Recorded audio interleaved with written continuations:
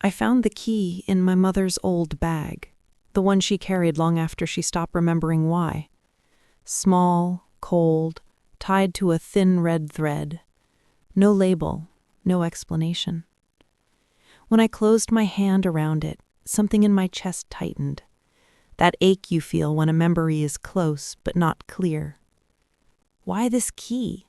Why the thread? Why keep it even on the days she forgot my name? I thought it would open a door or a box, some hidden place she'd meant me to find. I was wrong. It opened a moment she'd saved for me and kept alive after her own memories were gone.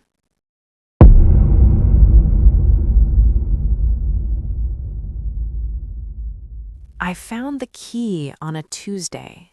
Not hidden, not buried, just there, among the scarves she never wore anymore, tied with a single strand of red thread, the kind of red that doesn't fade.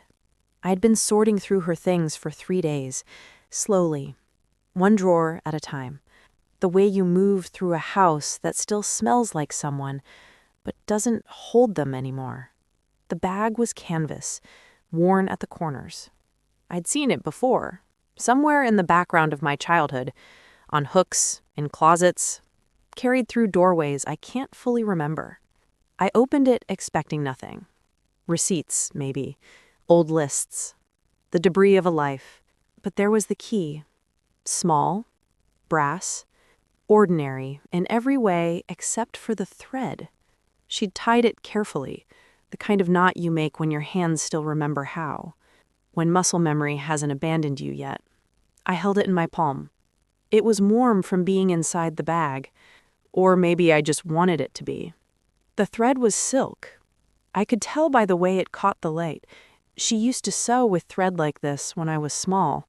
I remembered watching her hands move, pulling color through fabric, making something hold together. I stood there for a long time. The house was quiet, in that specific way houses are when someone has just stopped living in them. Not silent, just paused. I turned the key over. No markings, no inscription, nothing to tell me what it opened or why it mattered. But I knew it mattered. You don't tie red thread around something that doesn't. I sat down on the floor, still holding it, and tried to think. When had she done this? Before, when she was still herself? Or after, when she was trying desperately to stay herself? There's a difference. I closed my eyes and tried to remember her hands, the shape of them, the way her fingers moved when she was concentrating, the small scar on her thumb from a kitchen accident decades ago. I could almost see it. Almost. But memory is like that. It shows you everything except the one detail you're reaching for. I thought about the last time I'd seen her hands clearly. Really looked at them. Not glanced, not held them while walking, but studied them the way you study something you know you're losing. I couldn't remember. That's the worst part. Not that she forgot, but that I did too. In smaller ways. In the gaps between visits, in the moments I thought I'd have more time. The key sat in my palm like a question. I wanted to put it back. Pretend I hadn't found it, let it stay tucked in the canvas bag with the scarves and the silence. But I didn't. I slipped the thread over my wrist instead. Let it hang there. A small weight. A reminder of something I hadn't understood yet. The afternoon light moved across the floor. I thought about all the keys in a life. House keys, car keys, keys to boxes and diaries and doors you locked because you needed something to stay private. This one felt different, deliberate, like she'd left it knowing I would find it, knowing I would hold it just like this, confused and aching and searching for meaning in brass and thread. I stood up slowly. My knees hurt. I'd been kneeling longer than I thought. The room looked the same as it had 3 days ago. The bed made, the curtains half-drawn, everything in its place except for the person who'd arranged it all. I walked to the window. Outside, the trees were bare. November had stripped them down to structure. Just branches and sky and the mathematics of growth rendered visible. She used to stand here. I remember that. Mornings, mostly, with coffee, watching the light change. I pressed my palm against the glass. Cold. I wondered if she'd stood here when she tied the thread, if she'd looked out at these same trees and tried to hold on to what she was about to lose, or if she'd already started forgetting by then. The key felt heavier suddenly. Not in weight, in implication. I turned away from the window and looked at the room again. Really looked. What else had she left? What else had I missed? I started opening drawers again, carefully this time. Not sorting, searching, but there was nothing. Just the ordinary archaeology of a life. Clothes folded in the way she'd always folded them, books with bookmarks that would never be moved, pens that had run out of ink but hadn't been thrown away. I sat on the edge of the bed, her bed. The mattress dipped the way it always had. I used to climb into this bed when I was small, when storms scared me, when the house felt too big and dark. She would make room without waking fully, just shift and pull me close and let me fall asleep against her shoulder. I lay back now.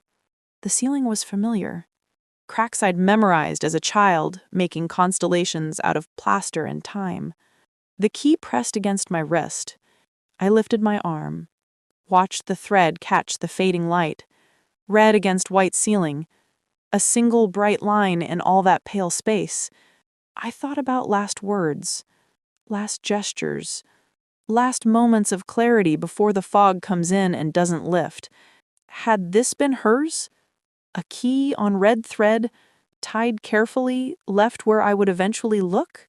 I wanted to believe she'd known, that some part of her had understood what was coming and had prepared this small anchor for me to find. But maybe that's just what we do with grief. Make it mean something, make it purposeful. Maybe the key meant nothing. Maybe she'd tied it years ago for reasons I'd never know. Maybe I was inventing significance because I needed the loss to have left something behind besides absence. I sat up. The room had gone dim. I hadn't noticed. I stood and turned on the lamp beside the bed. Warm light filled the space, made everything softer. I looked at the key again, small and brass and ordinary, but the thread wasn't ordinary. The thread was a choice, and she'd always been deliberate about choices like that. Colors, textures, the small aesthetics of living. Even at the end, when words failed and names slipped away, she'd still reached for beauty in tiny ways. A scarf arranged just so, a cup placed in a specific spot on the table, flowers in a vase, even when she couldn't remember who'd brought them. I held the key up to the light, turned it slowly, and decided I would find what had opened. Not today, not in the next hour, but I would look. Because she'd left it for me, I was almost sure. And because not looking felt like abandoning her one more time. The trees outside had disappeared into dusk. I stood there, holding the key, watching my reflection appear in the darkening window. Behind me the room, the bed, the drawers I'd opened and closed. In front of me, glass and gathering night. And in my hand, a question tied with red thread. It started with names. Not mine, never mine, but others. People she'd known for decades. Neighbors, friends from book club, the woman at the grocery store who always saved her the good tomatoes.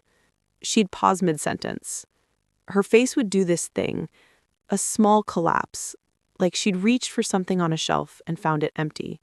You know, she'd say, the one with the... And I'd wait. We'd both wait. Sometimes the name would come back. Sometimes it wouldn't. Either way, the pause lingered after. A small grief we didn't acknowledge. I told myself it was normal. Everyone forgets names sometimes. I told myself this for months. She was good at pretending. Better than me. She'd laugh it off, make a joke, move the conversation somewhere safer. But I started noticing the detours. The way she'd steer away from specifics. Use they and that place and the thing we talked about. Language becoming a maze she'd learned to navigate without admitting she was lost. I'd come over on Thursdays. That was our day. Had been for years. I'd bring groceries, we'd make dinner together, sit at the table she'd had since before I was born, and talk about everything and nothing. But the rhythms changed. She'd ask me the same question twice in an hour, forget she'd already told me a story, mix up the order of things, put dinner in the oven before turning it on, set the table with forks, but no knives, pour coffee into glasses instead of mugs. Small errors. Easy to correct. Easy to pretend they didn't mean anything. Until they did. There was a day in March. I remember because it was raining. The soft kind that lasts all day and makes everything smell like earth and waiting. I'd let myself in with my key. Called out, like always. She was standing in the living room, holding a photograph. I recognized it immediately. The two of us at the beach. I was maybe 7. She was young, younger than I am now. Both of us laughing at something outside the frame. "Who is this?" she asked. Not joking, not testing, really asking. I stood there, dripping rainwater onto the floor, and couldn't speak. She looked at me then, really looked, and I watched her find me, piece me together from present into past. "Oh," she said quietly. "Oh, of course." She set the photo down carefully, precisely, like it might break. "I don't know where I went just then," she said. "We didn't talk about it after that. We made dinner. We ate. We cleaned up side by side the way we always had. But something had shifted. The forgetting wasn't hiding anymore. I started finding notes on the refrigerator, beside the bathroom sink, tucked into books. Reminders in her handwriting, getting smaller, tighter, like she was trying to fit everything important into shrinking space. Tuesday, trash day. Call G on Thursday. Take pills with breakfast. G is my daughter. That last one broke something in me. Not because she'd forgotten, but because she knew she might. And she was trying to build scaffolding around her own mind, create paths back to the people she loved. I asked her once if she wanted to see a doctor. We were folding laundry. One of those tasks that doesn't require thought, just motion and time. She didn't look at me. "What would they tell me that I don't already know?" she said. Her hands kept moving, folding a towel into thirds, setting it in the basket. "They might be able to help," I said. "With what? Remembering?" She smiled then, small and sad. "Some things don't have fixes, baby." Baby. She still called me that, even on the days when my name took a moment to find. I didn't push. Maybe I should have. Maybe there were treatments, clinical trials, something. But I think part of me understood what she was saying. This wasn't about doctors. This was about time. And time doesn't negotiate. The house started changing. Labels appeared on drawers, on doors, on light switches. She'd written them herself in that same shrinking handwriting. Kitchen, bedroom, on, off. I pretended not to see them at first, but they multiplied, and I realized she was trying to keep her world legible, make the familiar strange enough that labels would catch her when memory didn't. There were good days. Days when she was completely herself, sharp and funny and present. We'd cook complicated recipes, work on the garden, watch old movies and quote the lines we both knew by heart. On those days, I'd let myself believe it was getting better, that whatever was happening had paused, retreated. But then there'd be a Tuesday. I'd arrive and she'd look at me with that brief flicker of confusion before recognition settled in. Or she'd forget what we were making halfway through cooking. Or I'd find her standing in a room, perfectly still, trying to remember why she'd come in. The pauses got longer. She'd lose words mid-sentence, and we'd sit in the gap together, waiting for language to return. Sometimes it did. Sometimes she'd just shake her head and move on, leaving the thought unfinished, hanging in the air like something we'd both pretend we didn't notice. I started staying longer on Thursdays. Then I started coming on Saturdays, too. Then Mondays. She never asked why. Never said she needed help, but she'd look relieved when I walked in, like I was solving a problem she hadn't wanted to name. We developed routines. I'd check the stove before I left, make sure nothing was on.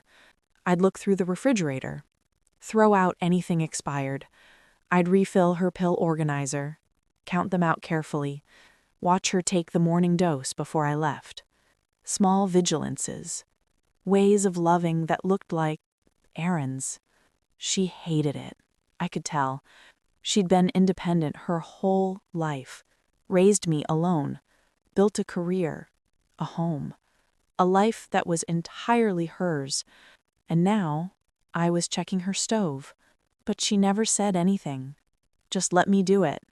Let me orbit her with my quiet worry and my organized drawers. There was an afternoon in July. Hot. The kind of heat that makes air visible. We were sitting on the porch, drinking lemonade she'd made but couldn't remember making. She looked at me. "You're a good daughter," she said. I started to deflect, make a joke. But she reached over and took my hand. Her grip was strong, stronger than I expected. "I know what's happening," she said. "I know I'm losing myself." I opened my mouth, to argue, to comfort, to lie. She squeezed my hand tighter. "Let me say it," she said, "while I still can." So I did. I sat there in the heat and the summer light and let her speak. "I don't want you to be sad," she said. After what?" I asked. She smiled, that small, sad smile I'd learned to recognize. "After I don't know you anymore," she said. "After I don't know myself." I couldn't speak. "I need you to remember something," she continued. "When it gets bad, when I'm gone even though I'm still here, I need you to remember that I loved you. That I knew I loved you, even if I can't say it anymore." I was crying, not sobbing, just silent tears that wouldn't stop. "Promise me," she said. "I promise." She let go of my hand then, picked up her lemonade, looked out at the garden. "Good," she said. "That's good." We sat there until the sun started setting, until the heat broke, until mosquitoes found us, and we had to go inside, and we never talked about it again. But I remembered. Every word, every pause, the way her hand felt in mine, the way she'd given me permission to grieve her while she was still alive. The weeks blurred after that. More notes, more labels, more moments of her searching my face like she was trying to find me in a crowd. I started taking photos. Not of events, just her, sitting at the table, reading in her chair, standing at the kitchen window. Ordinary moments I wanted to keep, because I understood now what was coming. Not all at once, but slowly, like watching someone walk into fog, each step taking her further away, until eventually I wouldn't be able to see her anymore, even if she was standing right in front of me. She started keeping a notebook, brown leather, the kind with a strap that wrapped around to keep it closed. I found it on the kitchen table one morning, open, filled with her handwriting. I shouldn't have read it, but I did.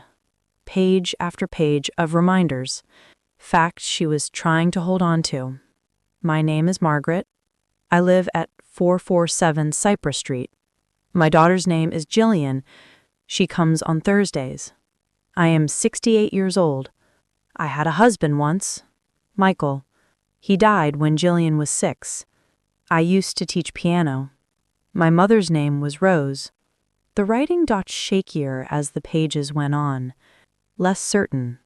Near the end, there were single words, isolated, like she was trying to capture something before it disappeared.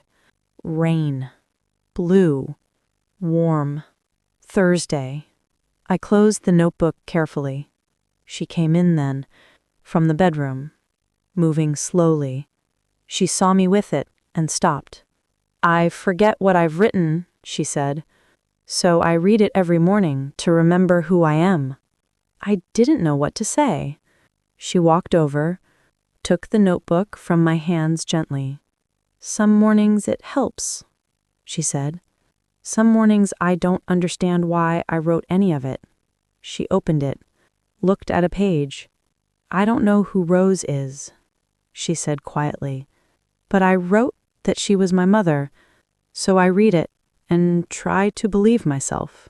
I watched her trace the words with her finger, like she could absorb them through touch. Does it work? I asked. She looked up at me. Sometimes, she said. For a little while. The notebook became part of our Thursdays. She'd read from it while I cooked, out loud, like she was studying for a test. I'd listen and confirm. Yes, that's right. Yes, I remember that too. Yes, you told me about that. Creating a chorus of agreement to shore up her crumbling certainty. But the entries started changing. Instead of facts, she began writing instructions. For me, tell G I loved her. Tell G the garden needs water every other day. Tell G the key is important. Tell G I tried. I found these on a Tuesday. She'd gone to lie down. Said she was tired. I was supposed to be organizing the medicine cabinet, but the notebook was there, open to a new page, and there it was. The key is important, written 3 times, and slightly different handwriting each time, like she'd forgotten she'd already written it. I sat down hard. What key? There were keys everywhere. Door keys. Old keys to houses we didn't live in anymore. Keys to locks that didn't exist. But she'd written it like I would know, like it was obvious. And I didn't know. I felt panic rising. What had I missed? I went through the house then, quietly, while she slept. Opened drawers, looked in boxes, checked pockets of coats hanging in the closet. Nothing. Just ordinary keys, doing ordinary jobs. I almost asked her when she woke up, but she looked so tired, so fragile. I couldn't add to the weight she was carrying. So I said nothing, and the days kept moving forward. September came. The air changed, got sharper.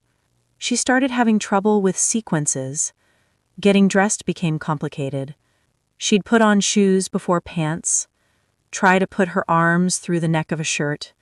I helped without commenting, acted like it was normal, like we all sometimes forgot how clothes worked. She stopped going out. At first I thought it was choice, preference, but then I realized she was afraid of getting lost, of forgetting where she was, of becoming confused in public. So she stayed in, made her world smaller.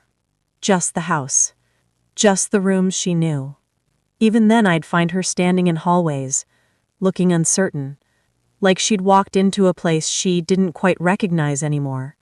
The labels helped, sometimes, but sometimes she'd read them and look more confused, like the words didn't match what she was seeing. Kitchen, But it didn't look like a kitchen to her anymore, just a room with objects whose purposes had become unclear. I started staying over, just one night a week at first. Then two. Then I didn't leave. I moved in slowly, brought clothes, toiletries, made space beside hers. She never asked me to, never said she needed me there, but when I'd try to leave, I'd see something in her face. Relief when I stayed, fear when I reached for my keys. So I stopped reaching for them. There was a night in October. I woke up to sound. Shuffling.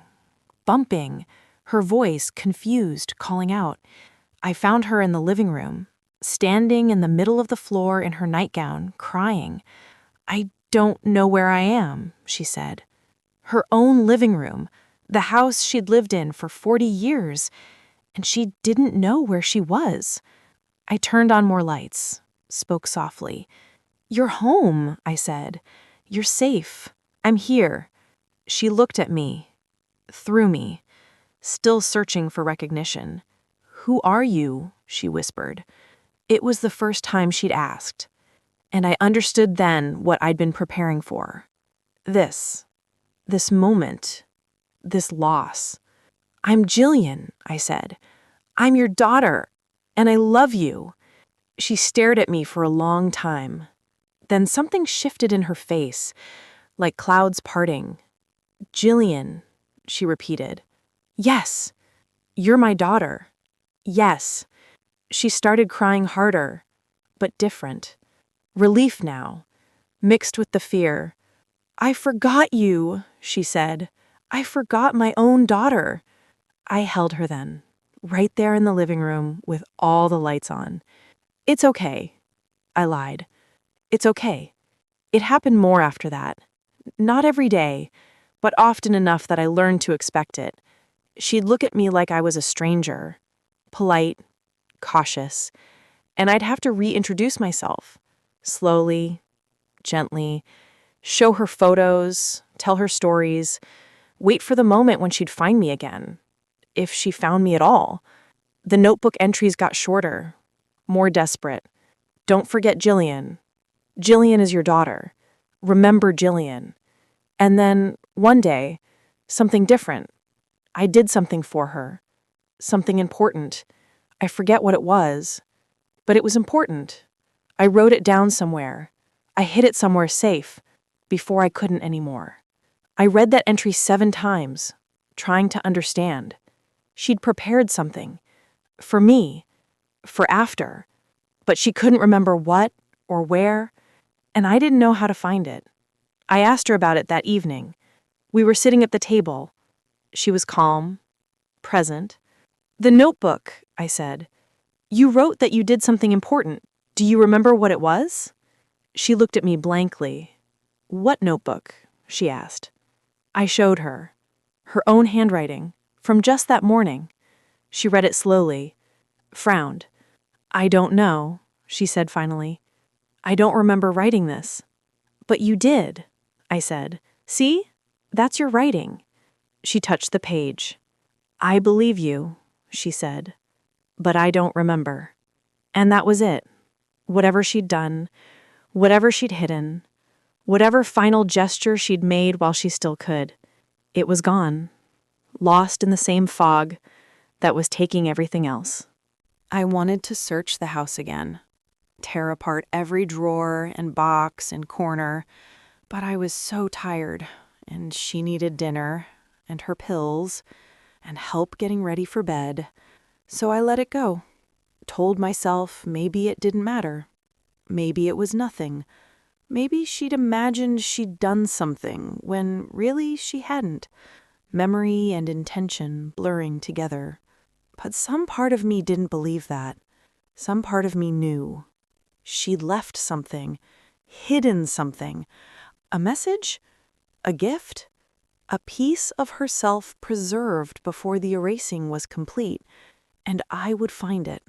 Eventually, when the grief wasn't so immediate, when I could breathe again without feeling like I was drowning, I would find it.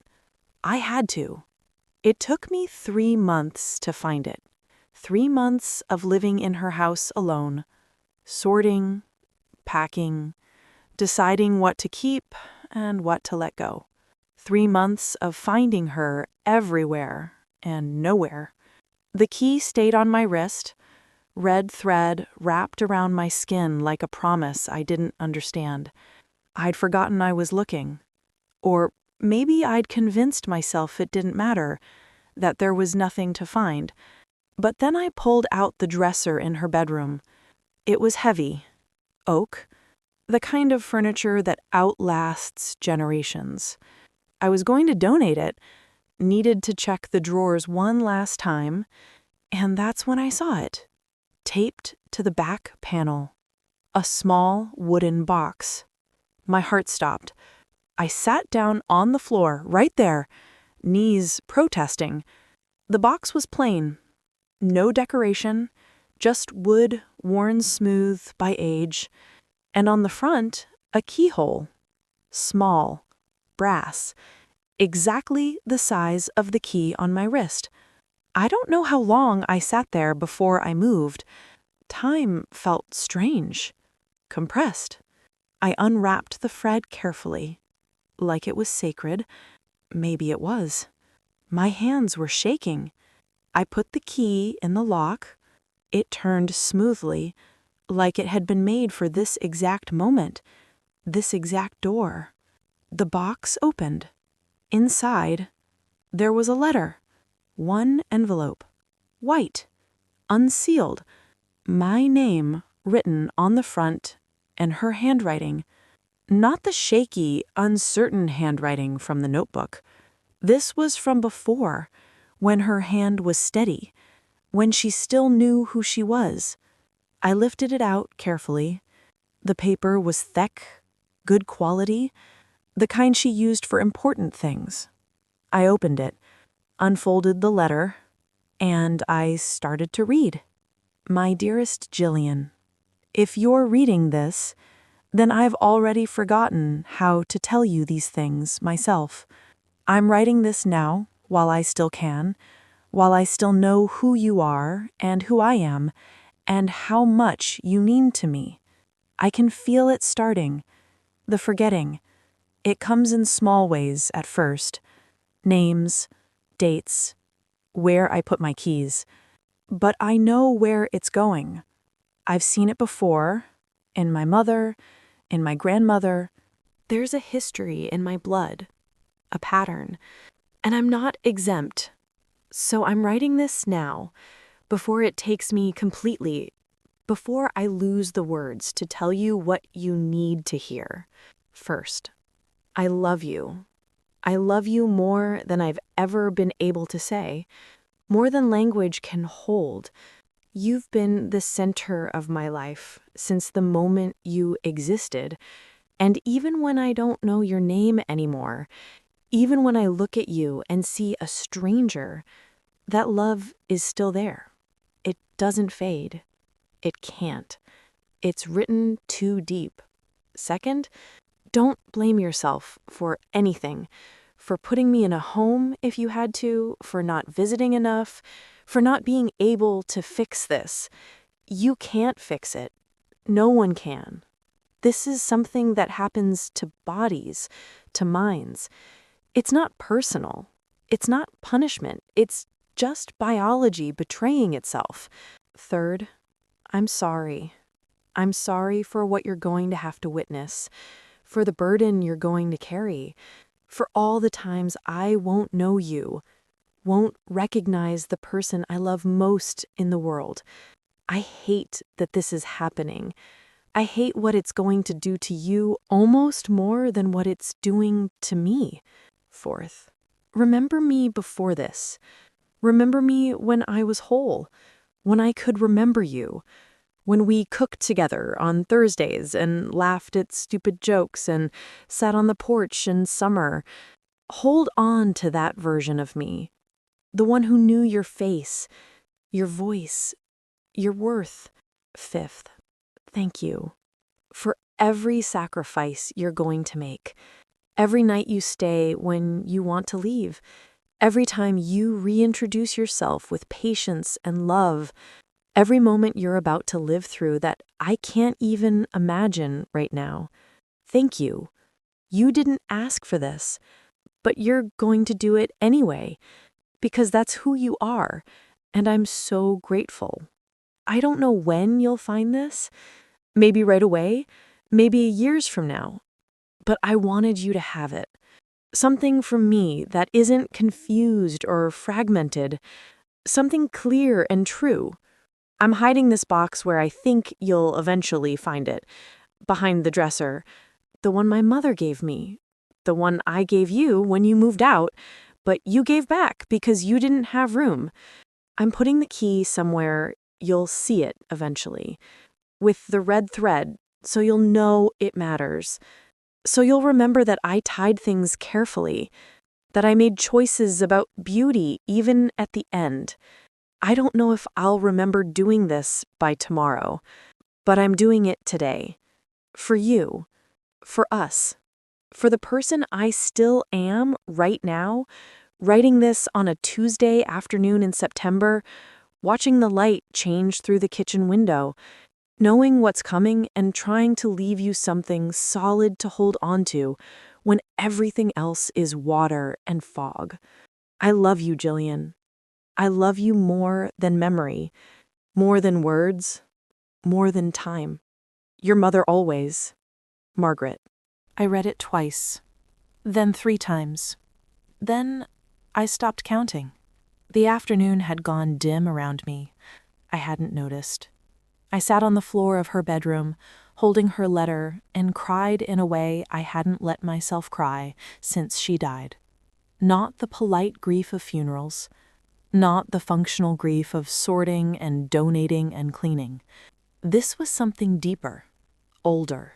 The grief of being seen, of being loved, even across the distance of forgetting. She'd known what was coming, and she'd prepared this for me. Not just the letter, but the key, the thread, the hiding place. A trail of breadcrumbs through the dark woods of her vanishing. One last act of mothering when mothering was about to become impossible. I held the letter against my chest. The paper was soft from being folded and unfolded, read and reread. She'd written this while I was still bringing groceries on Thursdays, while she was still mostly herself, while there was still time.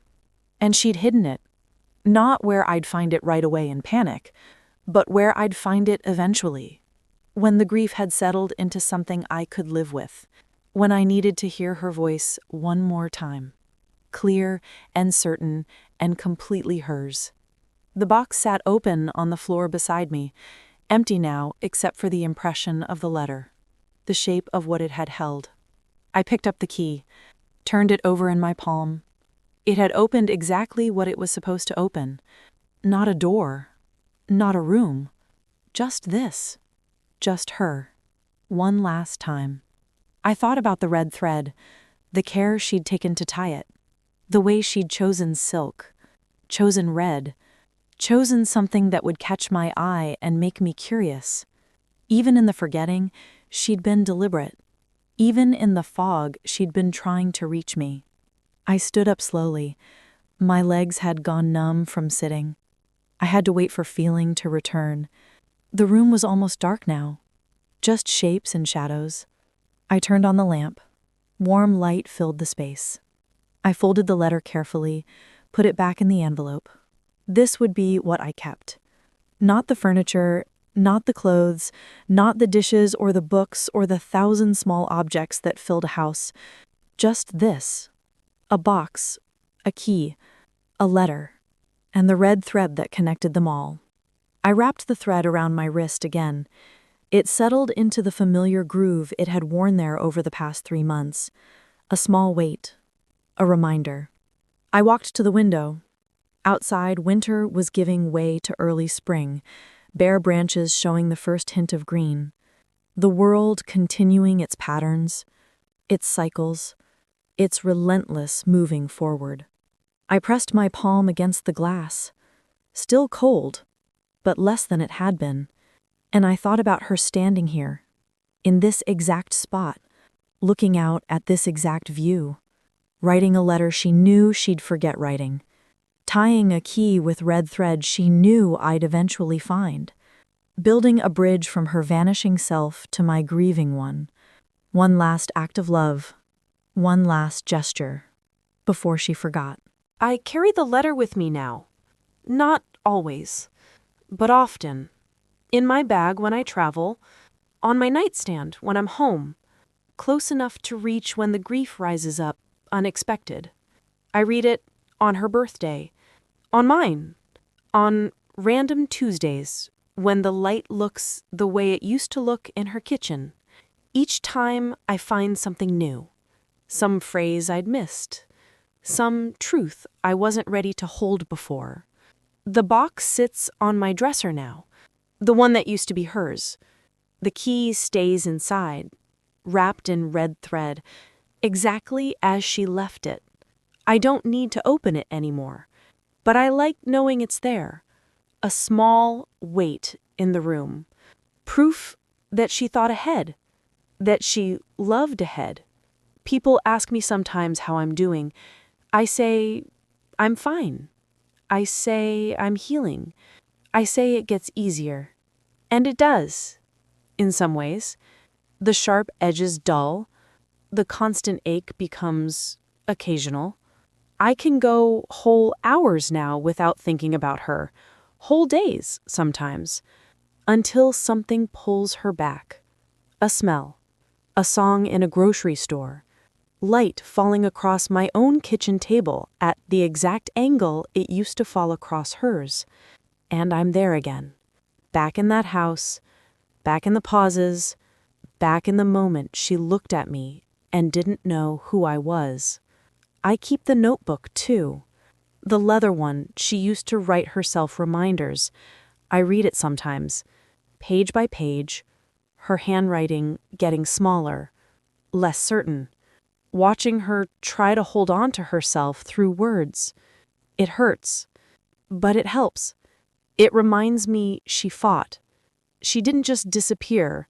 She labeled drawers. She made lists. She wrote herself back into her own life again and again until the ink couldn't reach her anymore. I think about the red thread often, the choice of it. In some cultures, they say red thread means destiny, connection, bonds that can't be broken. I don't know if she knew that. I don't know if she cared. Maybe she just liked the color. Either way, it worked. The thread connected us, across time, across forgetting. Led me from confusion to understanding, from grief to something softer. Not absence, not exactly acceptance, something in between. I visit her grave on Thursdays, our day. I bring flowers, usually simple ones, the kind she used to pick from the garden.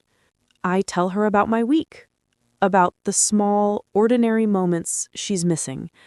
I don't know if it matters, if anyone is listening, but I do it anyway, because Thursdays are still ours. I started a garden in my own house, my own yard. Planted some of the same things she used to grow. Tomatoes, basil, zinnias that bloom loud and bright all summer. I'm not good at it yet, not like she was, but I'm learning. And when I'm out there, hands in the dirt, the sun on the back of my neck, I feel close to her. Not the her from the end, not the confused, fragmented version, the her from before, strong and certain and completely herself. The version she asked me to remember. Sometimes I dream about her. In the dreams, she's always whole, always knows me. We're cooking together, or sitting on the porch, or just talking about nothing important. Normal moments, ordinary moments, the kind I walked past without noticing when I still had them. I wake up from those dreams with my heart full and broken at the same time. Full because I got to see her again. Broken because I have to lose her again before breakfast. But I don't push the dreams away. They're all part of the same thing. The before, the after, the in-between. I understand now what she was trying to tell me in the letter. About holding on to the before. About not letting the ending swallow the whole story. It's easy to do that. To let the final chapter stain all the others. To remember only the forgetting. Only the loss. But she was so much more than her ending. I work every day to remember that, to hold the fullness of her, the laughter, the Thursdays, the porch in summer, the way she stood at the window with coffee, watching the light move across the yard like time she still believed she had. The key sits in its box, the thread wrapped around it. Maybe I'll pass it on someday. If there's someone who needs to know this story, maybe I'll keep it forever. A small altar to the last clear thing my mother did for me. Maybe it doesn't matter. What matters is that it exists, that she made it, that I found it, that she reached for me while she still could. Her reaching forward, me reaching back, meeting in the middle with a letter and a key, and a thread the color of blood and memory. I opened the box again this morning, not to read the letter. I don't need the paper anymore. Her words live everywhere now. On my porch, in my kitchen, in the garden where the zinnias refuse to do anything but bloom loudly. I opened it just to hold the key, to feel the thread between my fingers, and I understood something I hadn't before. The key never really belonged to the box.